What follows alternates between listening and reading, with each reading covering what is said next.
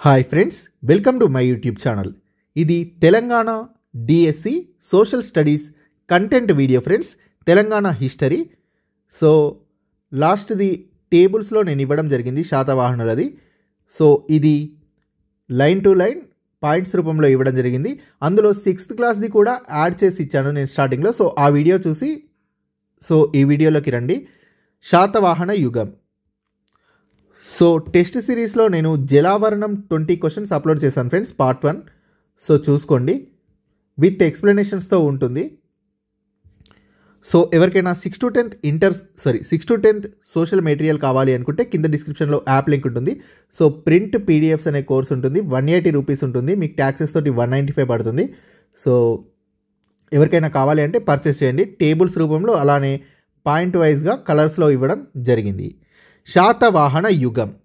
So ఇందులో అదనపు సమాచారం కూడా ఇవ్వడం జరిగింది. సో దాన్ని నేను ఎక్కడి నుంచి తీసుకున్నానంటే, సో చిన్న లెటర్స్లో ఇచ్చాను ఆ అదనపు సమాచారం అనేది.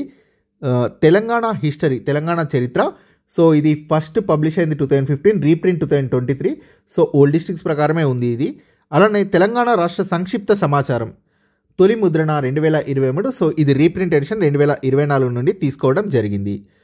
సో అలా తీసుకున్నవి సో నేను చిన్న లెటర్స్లో ఏ విధమైన హైలైట్స్ అనేవి లేకుండా ఇవ్వడం జరిగింది. సో ఈ విధంగా సో మీకు జనరల్గా క్వశ్చన్స్ అడిగినప్పుడు యూజ్ అవుతుంది. సో ఎక్కడెక్కడైతే నేను ఇచ్చానో సో అక్కడ నేను రాయడం జరిగింది ఈ విధంగా అదనపు సమాచారం తీసుకున్నట్టు. సో క్లాస్ చూద్దాం. శాతవాహనులు దక్షిణ మధ్య భారతదేశంను కోటిలింగాల, ధరణికోట అంటే నేటి అమరావతి ఆంధ్రప్రదేశ్, జున్నార్ గుజరాత్, పైఠాన్ ప్రతిష్టానపురం నేటి మహారాష్ట్రల నుండి పాలించారు. కోటిలింగాల అనేది జగిత్యాల జిల్లాలో ఉంది కొత్త జిల్లాల ప్రకారం. శాతవాహనుల తొలి రాజధాని తెలంగాణ ప్రాంతంలోని కోటిలింగాల. శాతవాహనుల పాలనా కాలం క్రీస్తుపూర్వం 225 నుండి క్రీస్తు శకం 225 వరకు సుమారు 450 సంవత్సరాలు కొనసాగింది.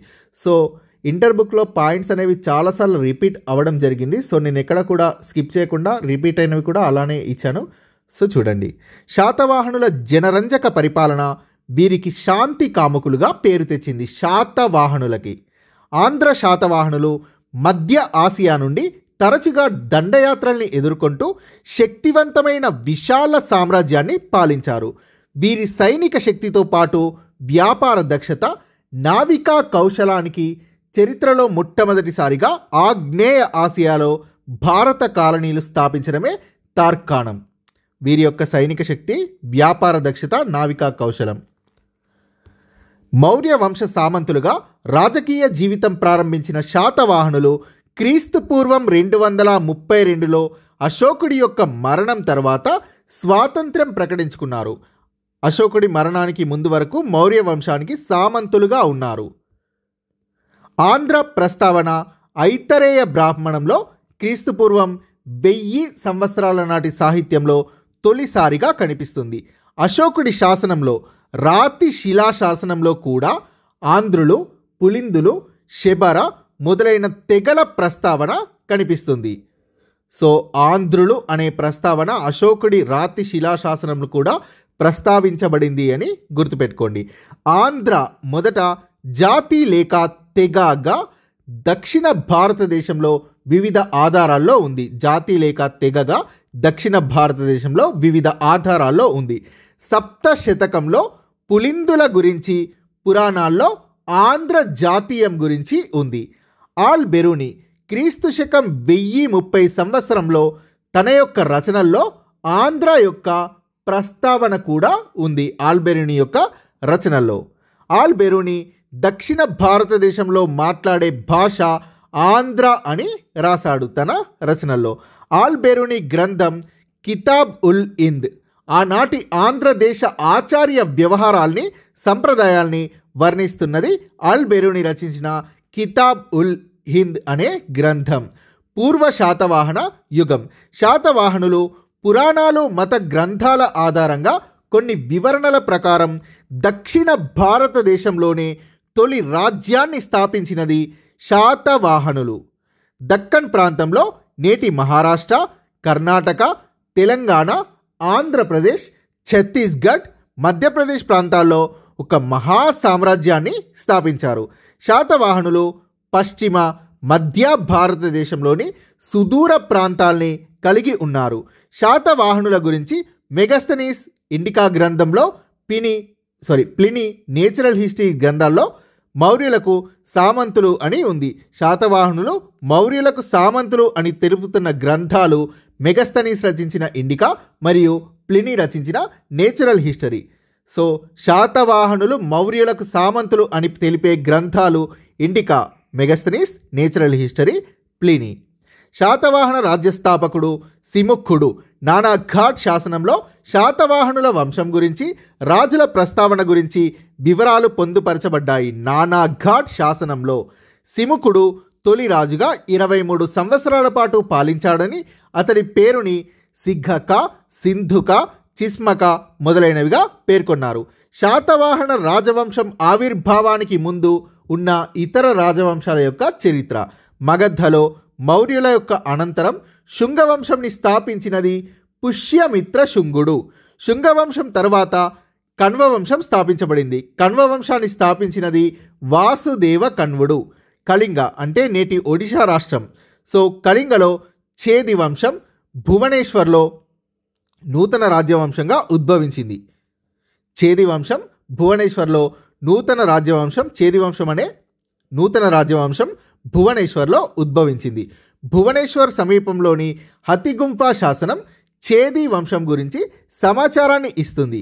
శాతవాహన రాజ్యం ప్రధానంగా నేటి తెలంగాణలోని కోటిలింగాల, పెద్ద బంకూర్, ధూళికట్ట ప్రాంతాల్లో సిముఖుడికి చెందిన ఆధారాలు లభ్యమయ్యాయి. సిముఖుడికి చెందిన ఆధారాలు కోటిలింగాల, పెద్ద బంకూర్, ధూళికట్ట ప్రాంతాల్లో లభ్యమయ్యాయి.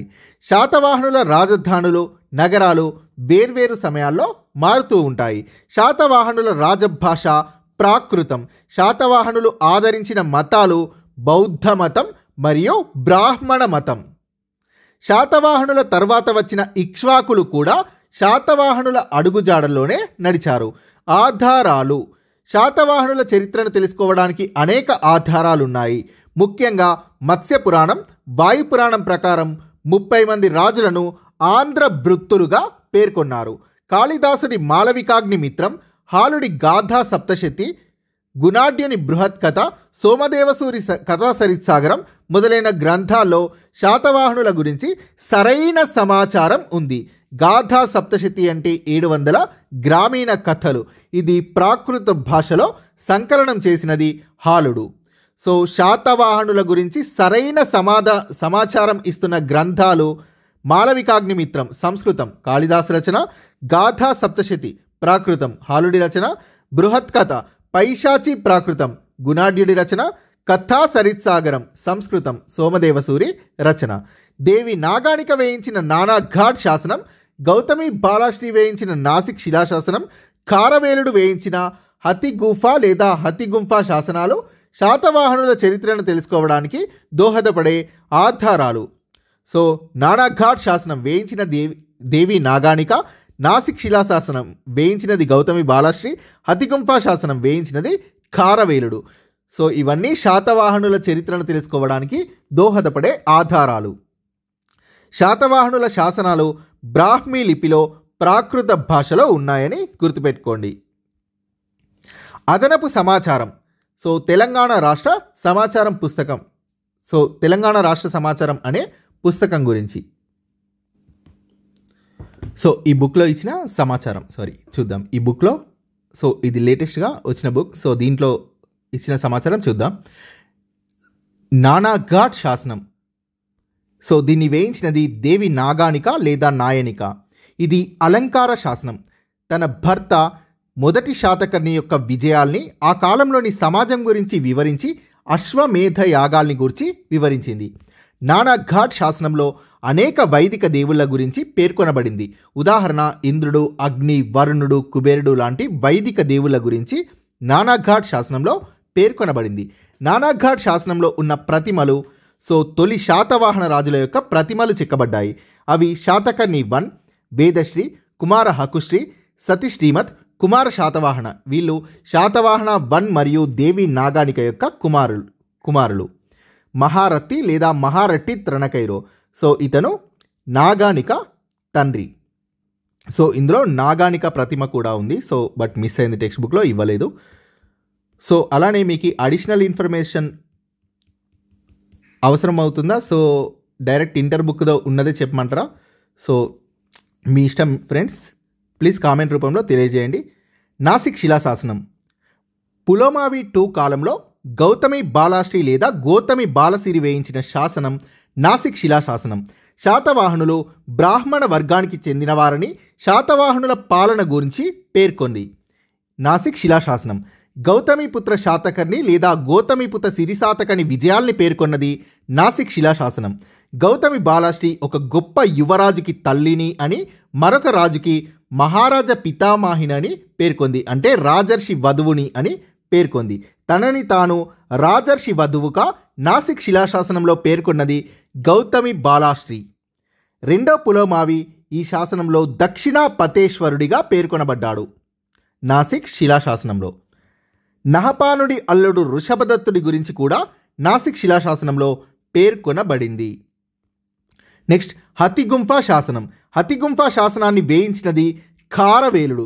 ఇతడు మహామేఘ వంశానికి చెందిన కళింగ రాజు ఖారవేలుడు. ఖారవేలుడు మొదటి శాతకర్ణిపై దాడి చేశాడని పేర్కొన్నాడు. శాతవాహనులు రాజ్యాధికారాన్ని స్వీకరించడానికి ముందు శాతవాహన రాజపుత్రులు రాజ్యపాలనకు అవసరమైన అన్ని విద్యల్లోనూ శిక్షణ పొందేవారని పేర్కొన్నాడు. శాతవాహనుల యొక్క బలాల్ని గురించి ఈ శాసనంలో, హతిగుంఫా శాసనంలో ఖారవేలుడు పేర్కొన్నాడు. సో అవి పదాతి దళం, అశ్వదళం, గజదళం మరియు ధనుష్క దళం గురించి పేర్కొన్నాడు. హతిగుంఫా శాసనంలో కళింగ ఖారవేలుడు. ఇతడు మహామేఘ వంశానికి చెందిన రాజు. సో నెక్స్ట్ ఇంటర్ బుక్ మళ్ళీ. సో శాతవాహనుల కాలం. శాతవాహనుల పాలన తెలంగాణ చరిత్రలో ఒక మహా అద్భుతమైన అధ్యాయం. మౌర్యుల పతనానంతరం దక్షిణ భారతదేశంలో శాతవాహనులు తమ పాలనను కొనసాగించారు. శాతవాహనులు దాదాపు 450 సంవత్సరాలు లేదా 4.5 శతాబ్దాల పాటు పాలించారు. శాతవాహన సామ్రాజ్యం దక్షిణ భారతదేశం మొత్తంలోనే కాకుండా, అంటే దక్షిణ భారతదేశం మొత్తం మరియు ఉత్తర భారతదేశంలోని మగధ వరకు శాతవాహన సామ్రాజ్యం వ్యాపించింది. శాతవాహనులు తెలంగాణ ప్రాంతానికి గుర్తించదగిన సాంస్కృతిక సేవను అందించారు. శాతవాహనుల పుట్టుక, చారిత్రక ఆధారాలు. కొందరు చరిత్రకారుల అభిప్రాయం ప్రకారం శాతవాహనులు ఆంధ్రులు, తెలంగాణ, మరాఠా, కన్నడ వారుగా పేర్కొన్నారు. కొందరు చరిత్రకారులు శాతవాహనుల్ని ఆంధ్రులు, తెలంగాణ, మరాఠా, కన్నడ వారుగా పేర్కొన్నారు. శాతవాహన రాజ్య స్థాపకుడు శ్రీముఖుడు అని తెలియజేస్తున్న గ్రంథం మత్స్యపురాణం. మత్స్యపురాణం చాలా చాలా ఇంపార్టెంట్. శాతవాహన రాజ్యస్థాపకుడు శ్రీముఖుడు అని తెలియజేస్తున్న గ్రంథం మత్స్యపురాణం. ఈ శాసనాలు, ఇక్కడ లభించిన శాసనాలు ఏవి కూడా శాతవాహనులు ఆంధ్రులు అని స్పష్టంగా తెలియజేయలేదు. శాతవాహనులు మౌర్యులకు సామంతులని పేర్కొన్నది ఆర్జీ భండార్కర్. కానీ ఏ చరిత్రకారులైనా సరే, ఏ చరిత్రకారులు కూడా శాతవాహనుల జన్మస్థలం కానీ, వీరు ఏ ప్రాంతానికి చెందినవారు అని కానీ ఏకాభిప్రాయానికి రాలేకపోయారు. సో చరిత్రకారులందరూ కూడా ఒక ఏకాభిప్రాయానికి రాలేకపోయారు. సో ఎవరి వాదాన్ని వారు వినిపించారు. కొందరు మహారాష్ట్రకు చెందినవారని, కొందరు తెలంగాణ వారని, కొందరు ఆంధ్ర వారని, సో కొందరు కర్ణాటక వారని, సో రకరకాల అభిప్రాయాల్ని చెప్పడం జరిగింది. తొలి శాతవాహనులు దక్కన్ ప్రాంతంలో విశాల సామ్రాజ్యాన్ని స్థాపించి సుదీర్ఘకాలం పాటు పాలించిన తొలి రాజవంశం శాతవాహనులు. శాతవాహనుల పాలనలో సామాజిక, ఆర్థిక, సాంస్కృతిక రంగాల్లో అభివృద్ధి జరిగింది. సో ఇక్కడ ఇంకొక వర్డ్ ఇచ్చి, సో శాతవాహనుల పాలనలో అభివృద్ధి జరగని రంగం అని అడగవచ్చు. సో గుర్తుపెట్టుకుని అందుకే హైలైట్ చేశాను. సామాజిక, ఆర్థిక, సాంస్కృతిక రంగాల్లో శాతవాహనుల పాలనలో అభివృద్ధి జరిగింది. శాతవాహనుల పాలనకు పూర్వమే దక్షిణాపథం రాజకీయంగాను ఆర్థికంగాను అభివృద్ధి చెందిన ప్రాంతంగా శాతవాహనుల శాసనం మరియు కోటిలింగాల గ్రీకు రచనలు పేర్కొన్నాయి. సో శాతవాహనుల పాలనకు పూర్వమే దక్షిణాపథం రాజకీయంగా ఆర్థికంగా అభివృద్ధి చెందిన ప్రాంతం. సో శాతవాహనుల పాలనలో సామాజిక, ఆర్థిక, సాంస్కృతిక రంగాల్లో అభివృద్ధి జరిగింది. నెక్స్ట్ మెగస్తనీస్ ఇండికా గ్రంథం ప్రకారం ఈ ప్రాంతంలో ఆంధ్రులకు 30 ప్రధాన ప్రాకార వృతమైన నగరాలు పట్టణాలు ఉన్నాయి. ఇదే విషయాన్ని పేర్కొన్న మరొక చరిత్రకారుడు ప్లినీ. సో ఇండికా గ్రంథం మరియు ప్లినీ అనే చరిత్రకారుడు ఇస్తున్న సమాచారం ప్రకారం ఈ ప్రాంతంలో అంటే కోటిలింగాల ప్రాంతంలో దక్షిణాపదం ప్రాంతంలో ఆంధ్రులకు 30 ప్రధాన ప్రాకారవృతమైన నగరాలు పట్టణాలు ఉన్నాయని పేర్కొన్నాయి ఇండికా గ్రంథం మరియు ప్లినీ తన రచనల్లో పేర్కొన్నాడు. ఆంధ్రులు అంటే ఇక్కడ తెలంగాణ ఆంధ్ర 2 రాష్ట్రాలు గల ప్రాంతం అని అర్థం. మౌర్యుల కాలంలో శాతవాహనులు సామంతులుగా ఉండి పాలన సాగించినట్లు తెలుస్తోంది. సిముఖుడు శాతవాహన రాజ్య స్థాపకుడు, తెలంగాణ ప్రాంతానికి చెందినవాడు. మౌర్యులకు సామంతుడుగా పాలించాడు. శాతవాహన వంశానికి చెందిన ఆంధ్ర జాతివాడు. దక్కన్ ప్రాంతంలో శాతవాహన రాజ్యాన్ని స్థాపించినది శ్రీముఖుడు. కోటిలింగాల శాతవాహనుల పాలన దక్కన్లోని కోటిలింగాల రాజధానిగా అవతరించింది. మెగస్తనీస్ పేర్కొన్న 30 దుర్గాలు లేదా కోటల్లో ఒకటి కోటిలింగాల. శాతవాహనులకు పూర్వరాజులైన సమగోప, గోభద్ర, నరణ, కంబయసిరిలకు చెందిన నాణేలు కోటిలింగాలలో లభించాయి. రోమన్ నాణేలు పెద్ద సంఖ్యలో కరీంనగర్లోని నుస్తులాపూర్లో దొరికాయి. ఈ యుగంలో అంటే శాతవాహనుల యుగంలో శాతవాహనులకు రోమన్ సామ్రాజ్యంతో వాణిజ్య సంబంధాలు ఉండేవని నుస్తులాపూర్లో దొరికిన రోమన్ నాణేలు రుజువు చేస్తున్నాయి. కరీంనగర్లోని అంటే ప్రస్తుత జగిత్యాలలోని కోటిలింగాల శాతవాహనుల యొక్క మొదటి రాజధాని అనే వాదనకు అనేక ఆధారాలు లభ్యమయ్యాయి. కోటిలింగాల అనేది శాతవాహనుల మొదటి రాజధాని అని చేస్తున్న వాదనకు అనేక ఆధారాలు లభ్యం అయ్యాయి. ఇటీవల కరీంనగర్లోని ధూళికట్ట, పెద్ద బంకూర్, కోటిలింగాలలో జరిగిన త్రవ్వకాల్లో శాతవాహనుల చరిత్రను తెలిపే నాణేలు, బౌద్ధ స్తూపాలు బయటపడ్డాయి. కరీంనగర్ ప్రాంతంలోని అనేక గ్రామాల్లో శాతవాహన చరిత్రను తెలిపే అవశేషాలు దొరికాయి. దీన్ని బట్టి కరీంనగర్ను శాతవాహనుల రాజకీయ చరిత్ర, సంస్కృతికి ప్రధాన కేంద్రంగా పేర్కొనొచ్చు. శాతవాహనుల చరిత్ర తెలుసుకోవడానికి అనేక ఆధారాలున్నాయి.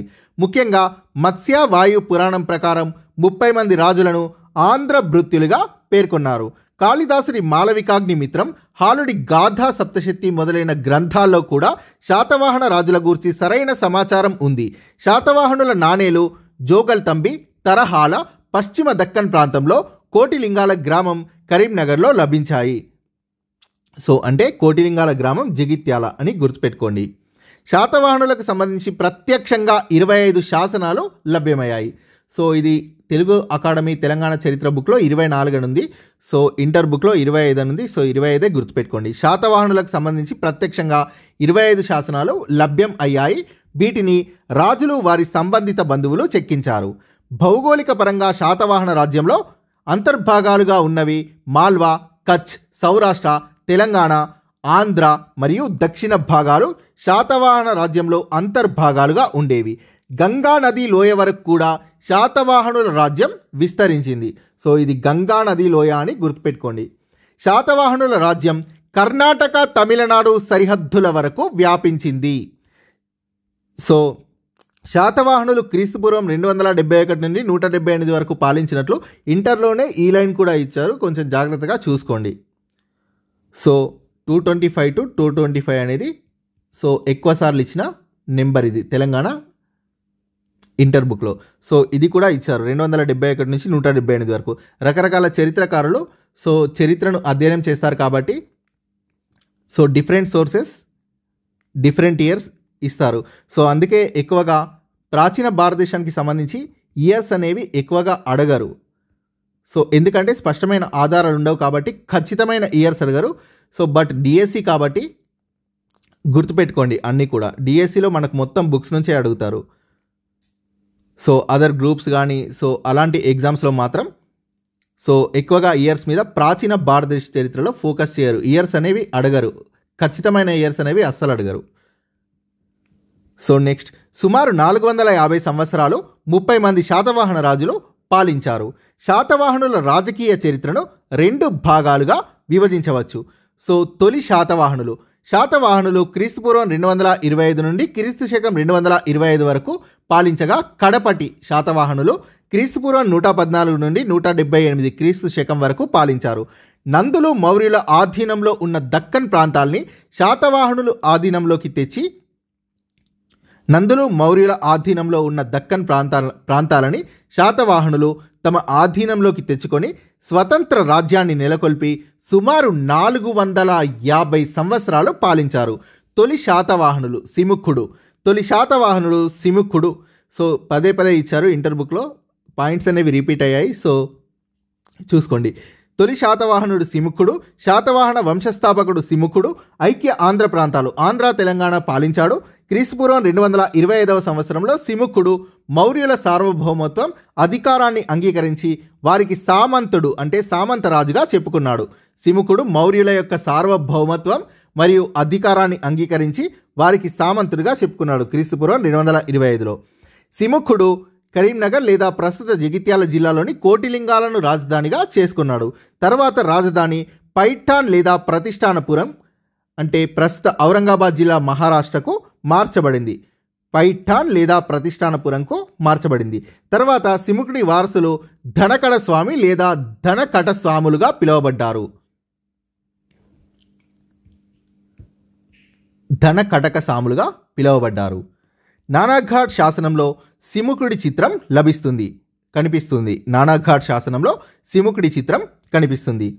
ఇటీవలి కాలంలో సిముఖుడి నాణేల్ని కోటిలింగాల ప్రాంతంలో కనుగొన్నారు. నాణేలపై చిముక అని ఉంది. ఇదే బహుశా శ్రీముఖ సిముఖ అయి ఉండొచ్చు. సిముఖుడు 23 సంవత్సరాలు పాలించాడు. సో ఇది ఇంటర్లో ఇచ్చిన సమాచారం. సో తెలుగు అకాడమీ అదర్ బుక్స్లో ఇచ్చిన సమాచారం. రాఠీకులు అనే నాగతెగ, మహారాష్ట్రకు చెందిన రాఠీకులు అనే నాగతెగ వారిని ఓడించి వారితో వివాహ సంబంధాలను ఏర్పరచుకున్నది సిముఖుడు. రాఠీకుల రాజైన మహారట్టి త్రణకైరో కుమార్తె నాగానికను శ్రీముఖుడు తన కుమారుడైన మొదటి శాతకర్ణికి ఇచ్చి వివాహం జరిపించాడు. శాతవాహన, చిముక అనే పేర్లతో సిముఖుడి నాణేలు లభించిన ప్రాంతాలు కొండాపూర్, వరంగల్ సమీపం, కోటిలింగాల, ఔరంగాబాద్, జున్నార్ మరియు నెవాసల్లో సిముఖుడి నాణేలు లభించాయి. ఈ నాణేలపై ఉన్న లిపి ప్రాతిపదికగా సాద్వాహనుడు శ్రీముఖుడు ఒక్కటేనని పేర్కొన్నది అజయ్ మిత్ర శాస్త్రి మరియు డాక్టర్ దేమె రాజిరెడ్డి.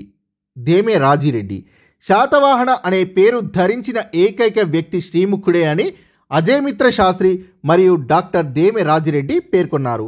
కన్వ వంశరాజైన సుశర్మను వధించి నామమాత్రంగా ఉన్న శుంగుల యొక్క అధికారాన్ని తొలగించి రాజ్యాన్ని స్థాపించినది శ్రీముఖుడు అని పురాణాలు పేర్కొన్నాయి.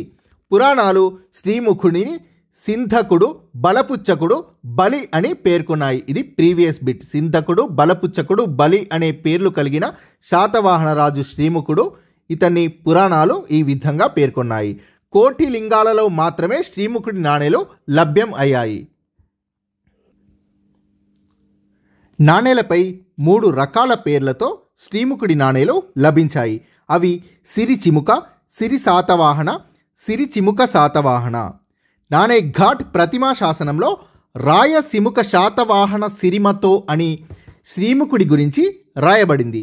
ఒక జైన గాథ ప్రకారం శ్రీముఖుడు జైన మతాన్ని స్వీకరించి అనేక ఆలయాల్ని నిర్మించాడు. అంటే జైన ఆలయాల్ని నిర్మించాడు జైన మతాన్ని స్వీకరించి. శ్రీముఖుడు 23 సంవత్సరాలు పరిపాలించినట్లు పురాణాలు తెలియజేస్తున్నాయి. తన పరిపాలన చివరి సంవత్సరాల్లో దుర్మార్గుడు, ప్రజాకంటకుడు అయినందున ప్రజలు తిరుగుబాటు చేసి పదవీచ్యుతుణ్ణి చేసి హత్య గావించడం జరిగింది. చివరి రోజుల్లో శ్రీముఖుడు వైదిక ధర్మాన్ని ఆచరించడం వల్ల జైన సాహిత్యంలో శ్రీముఖుణ్ణి దుర్మార్గుడిగా చిత్రీకరించారని చెప్పవచ్చు. సో చివరి రోజుల్లో శ్రీముఖుడు వైదిక ధర్మాన్ని ఆచరించాడు. సో అందువల్ల జైనులు తమ గ్రంథాల్లో శ్రీముఖుణ్ణి దుర్మార్గుడిగా చిత్రీకరించారు.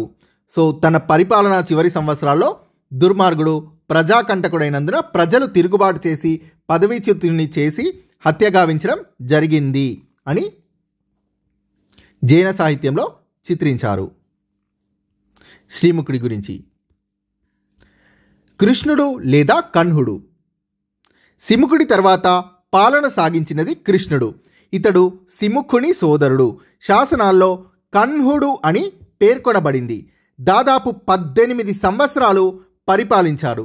సో ఇక్కడ చాలా ఇంపార్టెంట్. శాసనాల్లో కృష్ణుడిని కన్హుడుగా పేర్కొన్నారు.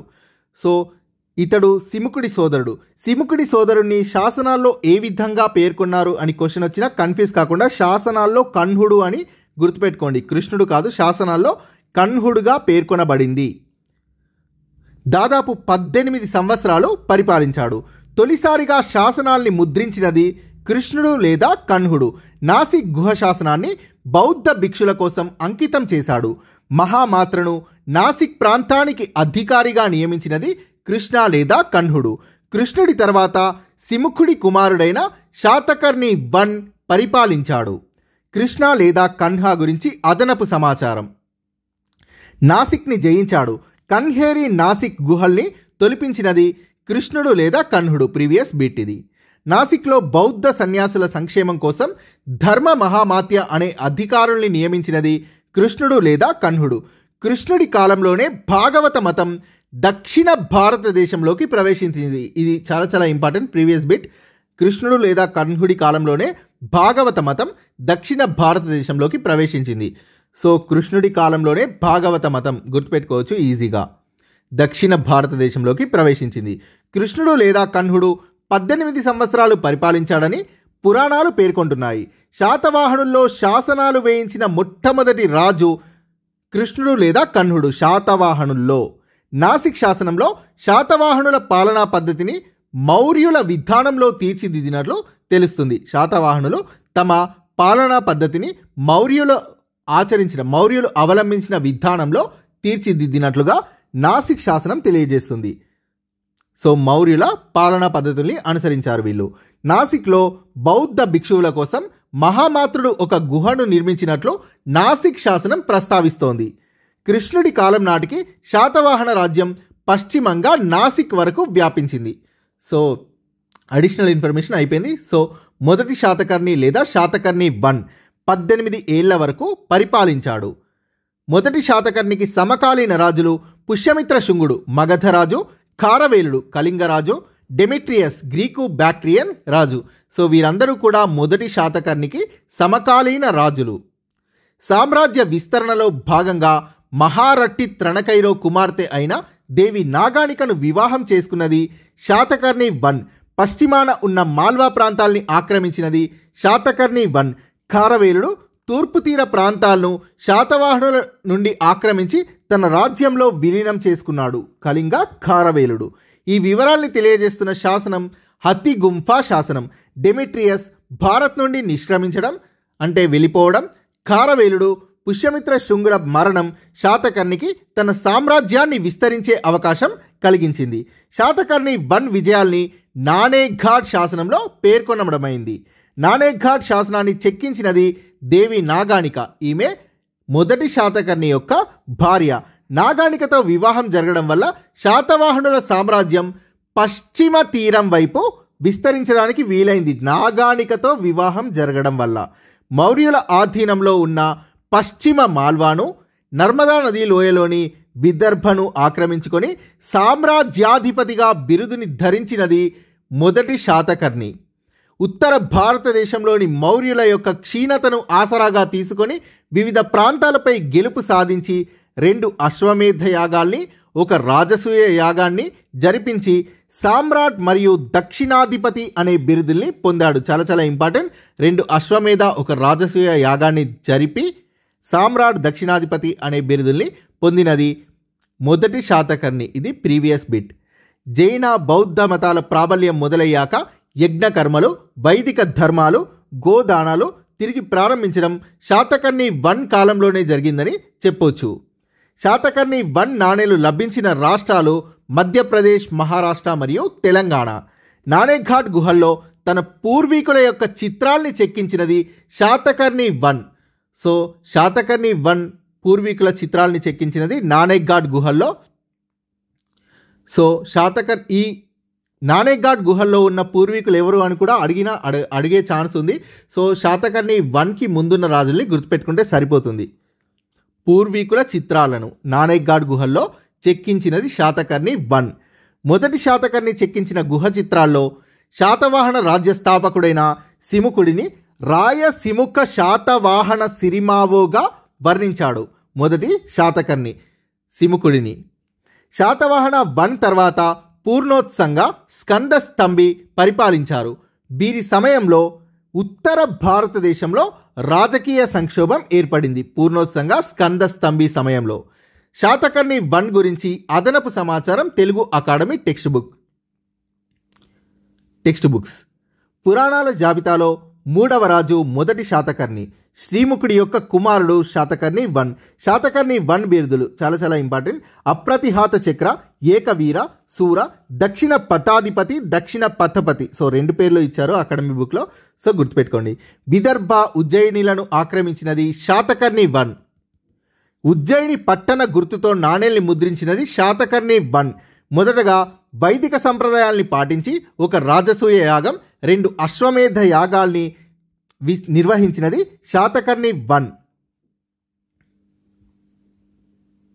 సో గుర్తుపెట్టుకోండి, అశ్వమేధ యాగాలు 2, రాజసూయ యాగం 1, రాజు 1, రాజసూయ యాగం 1, అశ్వమేధ యాగం 2.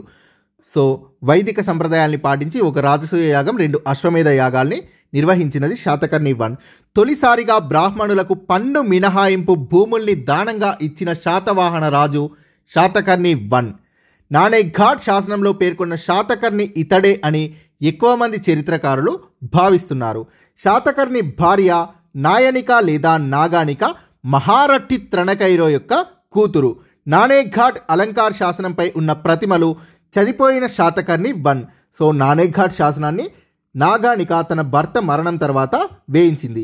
సో చనిపోయిన శాతకర్ణి 1 నాయనిక లేదా నాగానిక శాతకర్ణి 1 యొక్క భార్య. మహారట్టి త్రణకైరో నాగానిక తండ్రి. కుమార హకుశ్రీ, సతి శ్రీమత్, కుమార శాతవాహన, బేదిశ్రీ ఇతడు పెద్ద కుమారుడు. దేవి నాగానిక తన భర్తతో కలిసి అనేక యజ్ఞ యాగాల్ని నిర్వహించింది. శాతకర్ణి మరణానంతరం తన కుమారుడు వేదిష్టి, సో ఈ పెద్ద కుమారుడైన వేదిష్టికి యుక్త వయస్సు వచ్చేంత వరకు పాలనా బాధ్యతను చేపట్టింది. 2 అశ్వమేధ యాగాలు, 1 రాజసూయ యాగంతో పాటు 20 క్రతువులను నిర్వహించినది శాతకర్ణి 1. ఈ సందర్భంగా వేల కొద్దీ కర్షాపణాలు, ఆవులు, ఏనుగులు, గుర్రాల్ని దానం చేశాడు. సో ఈ కర్షాపణాలు అంటే వెండి నాణేలు. సో రాగి మరియు వెండి కలిపి ఉంటాయి. సో కర్షాపణాలు అంటే వెండి నాణేలు అని గుర్తుపెట్టుకోండి. అలానే శాతవాహనుల కాలంలో అత్యధికంగా ముద్రించబడినవి సీసం నాణేలు. 14 అనే మిశ్రమ లోహ నాణేల్ని కూడా వీరు ముద్రించారు. వీరి కాలంలో బంగారు నాణేలు సువర్ణాలు. ఒక బంగారు నాణం 35 వెండి లేదా కర్షాపణాల నాణేలతో సమానం. సో ఇది లేటెస్ట్ బుక్లో ఇచ్చిన సమాచారం. సో నాగానిక తన భర్త శాతకర్ణిని ఈ విధంగా వర్ణించింది: అప్రతిహాత చక్ర, వీర, శూర, దక్షిణ పథపతి. అతిగుంఫా శాసనం ప్రకారం తన 2వ పాలనా సంవత్సరంలో ఖారవేలుడు శాతకర్ణిని లెక్క చేయకుండా పశ్చిమంగా సైన్యాన్ని పంపాడు. సైన్యం కన్నబేనా నదిని చేరుకొని మూషికా నగరంపై దాడి చేసి బీభత్సాన్ని సృష్టించింది. మూషికా నగరం అంటే శాతవాహనుల యొక్క కొండాపూర్ అని, పితుండ నగరం గుంటుపల్లి అని డాక్టర్ ఆర్ సుబ్రహ్మణ్యం అభిప్రాయపడ్డారు. కానీ చుల్ల కళింగ జాతకం అశ్మకరాజు అరుణుడు కళింగను జయించాడు అని పేర్కొంటుంది. బహుశా ఖారవేలుడిపై శాతకర్ణి విజయం సాధించి ఉండొచ్చని కొందరు చరిత్రకారులు పేర్కొన్నారు.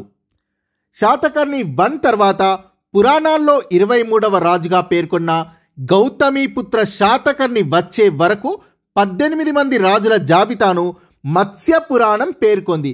కానీ వీరికి సంబంధించిన శాసనాలు కానీ నాణేలు కానీ లభించలేదు.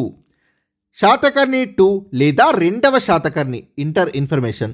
మహాయోధుడు, గొప్ప విజేత 2వ శాతకర్ణి.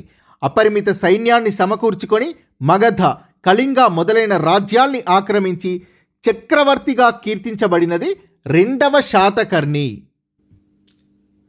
సో మీరు ఈ పాయింట్ చదవగానే ఇంతకుముందు మనం నేర్చుకున్న శాతకర్ణి 1కి సంబంధించింది గుర్తుకు రావాలి. సో మౌర్యుల ఆధీనంలో ఉన్న పశ్చిమ మాల్వాను, నర్మదా నదీలోయలోని విదర్భను ఆక్రమించుకొని సామ్రాజ్యాధిపతి అనే బిరుదుని ధరించినది శాతకర్ణి 1.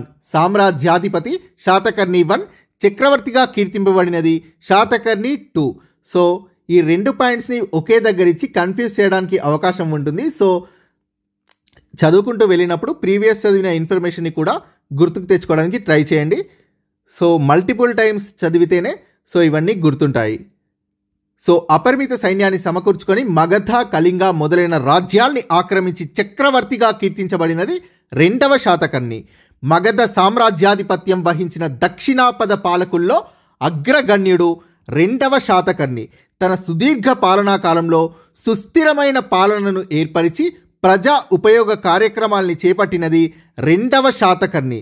సుమారుగా 56 సంవత్సరాల పాటు పాలించాడు. తన సుదీర్ఘ పాలనా కాలంలో సుస్థిరమైన పాలనను ఏర్పరిచి ప్రజా ఉపయోగ కార్యక్రమాల్ని చేపట్టాడు. So additional information Telugu academy book ప్రకారం చూద్దాం. అత్యధికంగా 56 సంవత్సరాల పాటు పాలించాడు 2వ శాతకర్ణి. సాంచి స్తూపానికి దక్షిణ తోరణాన్ని నిర్మించినది 2వ శాతకర్ణి. చాలాసార్లు ఎగ్జామ్స్లో అడిగిన బిట్ ఇది. విదిశను ఆక్రమించినది 2వ శాతకర్ణి. ఉత్తర భారతదేశంలో రాజ్య విస్తరణ చేసిన మొదటి దక్షిణ భారతదేశ రాజు 2వ Satakarni. So next Kuntala Satakarni. So inter బుక్లో ఇవ్వలేదు, బట్ ఇంపార్టెంట్. తెలంగాణ చరిత్ర బుక్లో కూడా ఇవ్వలేదు. సో ఎందుకు ఇంపార్టెంట్ అంటే ఇక్కడ కుంతల శాతకర్ణి ఆస్థానంలో శర్వవర్మ అలానే గుణాఢ్యుడు వీళ్ళిద్దరూ ఉన్నారు. సో అందుకు ఇంపార్టెంట్. కుంతల శాతకర్ణి బిరుదు విక్రమార్క. కుంతల శాతకర్ణి కాలంలో సంస్కృతం అభివృద్ధి చెందింది. చాలాసార్లు ఎగ్జామ్లో అడిగిన బిట్ ఇది. కుంతల శాతకర్ణి ఆస్థానంలోని శర్వవర్మ కాతంత్ర వ్యాకరణాన్ని సంస్కృతంలో రచించాడు. కుంతల శాతకర్ణి ఆస్థానంలోని గుణాఢ్యుడు పైశాచిక భాషలో బృహత్ కథను రచించాడు. సో శాతకర్ణి 2 తర్వాత పాలించిన రాజులు మళ్ళీ ఇంటర్ కంటెంట్. సో మీకు కన్ఫ్యూజ్ అనిపించినా, సో అడిషనల్ ఇన్ఫర్మేషన్ వద్దని అనిపించినా సో నాకు కామెంట్ చేయండి ఫ్రెండ్స్. సో నార్మల్గా ఇంటర్లో ఉన్నవే ఇస్తాను. సో ఇది ఇంటర్కి సంబంధించింది. శాతకర్ణి 2 తర్వాత 8 మంది బలహీన రాజులు పాలించారు. వీరి తర్వాత సింహాసనానికి వచ్చిన శాతవాహన రాజుల్లో ముఖ్యుడు పులోమావి. పులోమావి 1. చాలామంది చరిత్రకారుల ప్రకారం పులోమావి కాన్వా రాజైన సుశర్మను సంహరించి కాన్వా వంశాన్ని అంతమొందించి మగధను ఆక్రమించాడు. సో మనం ఇందాక చూసిన పాయింట్ ఏముందంటే సో సుశర్మను కాన్వా రాజైన సుశర్మను వధించి నామమాత్రంగా ఉన్న శుంగుల అధికారాన్ని తొలగించి శ్రీముఖుడు రాజ్యాన్ని స్థాపించాడు అని సో అక్కడ పురాణాల ప్రకారం తెలుగు అకాడమీ తెలంగాణ హిస్టరీ బుక్లో ఉంది. ఇక్కడ చాలామంది చరిత్రకారుల ప్రకారం పులోమావి కాన్వా రాజైన సుశర్మను సంహరించి కాన్వా వంశాన్ని అంతమొందించి మగధను ఆక్రమించాడు. సో దేని ప్రకారం ఏది తెలియజేస్తుంది అనేది కూడా చాలా చాలా ఇంపార్టెంట్. సో ఇంటర్ బుక్లో ఇచ్చింది. చాలామంది చరిత్రకారుల ప్రకారం పులోమావి కాన్వా రాజైన సుశర్మను సంహరించి కాన్వా వంశాన్ని అంతమొందించి మగధను ఆక్రమించాడు. పులోమావి కాలంలో శాతవాహనుల యొక్క స్వతంత్ర పాలన ప్రారంభం అయింది. పులోమావి 1 అదనపు సమాచారం. కాన్వా వంశానికి చెందిన సుశర్మను ఓడించి మగధ సామ్రాజ్యాన్ని శాతవాహనుల రాజ్యంలో విలీనం చేయడంతో మగధ యొక్క ప్రాముఖ్యత అనేది అంతం అయింది. పులోమావి 1 యొక్క నాణేలు పాటలీపుత్రం యొక్క సమీపాన కుహరమ వద్ద లభ్యమయ్యాయి. పులోమావి అనేది ఒక తెలుగు పదం. దీని యొక్క అర్థం గడ్డిలో జన్మించిన వాడు. పులోమావి 1 కాలంలో శక పహ్లవ దాడులు వాయువ్య భారతదేశంలో గందరగోళ పరిస్థితుల్ని సృష్టించాయి. పులోమావి అధికారాన్ని అంతం అందించేందుకు శకులు పహ్లవులు చేసిన ప్రయత్నాలు విఫలం అయ్యాయి. పులోమావి మరణానంతరం శకరాజు నహపానుడు శాతవాహన రాజ్యంపై దండెత్తి మహారాష్ట్రలోని ప్రాంతాల్ని వశపరుచుకొని మహాక్షాత్రప అనే బిరుదుని ధరించాడు. శకరాజైన నహపానుడు మహారాష్ట్రలోని ప్రాంతాల్ని వశపరుచుకొని మహాక్షాత్రప బిరుదుని ధరించాడు. నెక్స్ట్ హాలుడు ఇంటర్ కంటెంట్.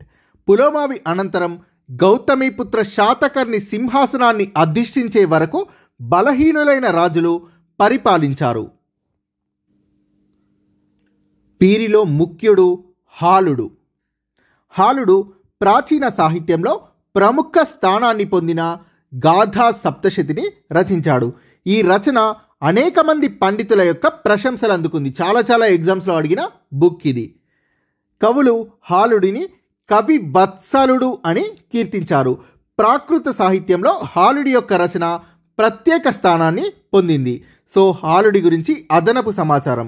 శాతవాహన చక్రవర్తుల్లో 17వ రాజు, సారస్వతాభిమాని, సాహితీవేత్త హాలుడు. బాణుడు తన యొక్క హర్ష చరిత్రలో గాథా సప్తశతిని హాలుడు రచించాడు అని పేర్కొన్నాడు. గాథా సప్తశతిలోని 700 పద్యాలు అప్పటి సమాజాన్ని వివరించాయి. హాలుడి కాలం ప్రాకృతంలో స్వర్ణయుగం. హాలుడు సింహల రాకుమార్తెను వివాహం చేసుకున్నాడు. హాలుడి వివాహం సప్తమ గోదావరి వద్ద భీమేశ్వర సన్నిధిలో జరిగినట్లు కుతూహలుడి యొక్క లీలావతి కావ్యంలో పేర్కొనబడింది. సప్తమ గోదావరి కరీంనగర్ జిల్లాలోని వేంపల్లి వెంకట్రావుపేట అని డాక్టర్ సంగనభట్ల నరసయ్య సాక్ష్యాధారాలతో నిరూపించాడు. Thank you friends, please subscribe this channel. So మీకు అడిషనల్ ఇన్ఫర్మేషన్ కావాలో లేదో కామెంట్లో తెలియజేయండి friends. Please share this video and please like this video. Please subscribe my YouTube channel friends. Thank you.